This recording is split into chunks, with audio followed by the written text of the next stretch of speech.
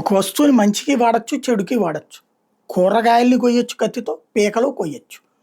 అదే సమయంలో అమ్మోనియము ఇట్లాంటివి వచ్చేటప్పటికి పొలాలకి వాడచ్చు, చివరికి బాంబు పేలుళ్ళు సృష్టించవచ్చు. విజయనగరానికి సంబంధించి ఆ సిరాజ్ గుర్తించింది. అట్లాగే డ్రోన్లని పేల్చడం ద్వారా ప్రజల ప్రాణాలు తీసింది ఉక్రెయిన్, రష్యా, ఇరాన్, ఇజ్రాయెల్ ఇట్లాగా. అదే డ్రోన్లతో మనం ఇక్కడ పెళ్ళిళ్ళు తీస్తాం, పేరెంటాలు తీస్తాం. అదే డ్రోన్లని రైల్వే శాఖ మరో రకంగా వినియోగిస్తుంది.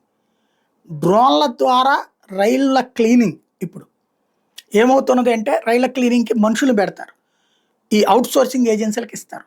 ఈ మనుషులు అక్కడ ఆ టైంకి లేకపోతే ఆ ట్రైన్ కడగలేదు అన్న కారణంగా వాళ్ళకి డబ్బులు పోతాయి. అదే డ్రోన్కి అయితే ఆటోమేటిక్గా ఓ చోట కూర్చుని ఆపరేషన్ చేసేయచ్చు. అంటే ఈ కడిగే మనుషుల సంఖ్య తగ్గిపోతుంది.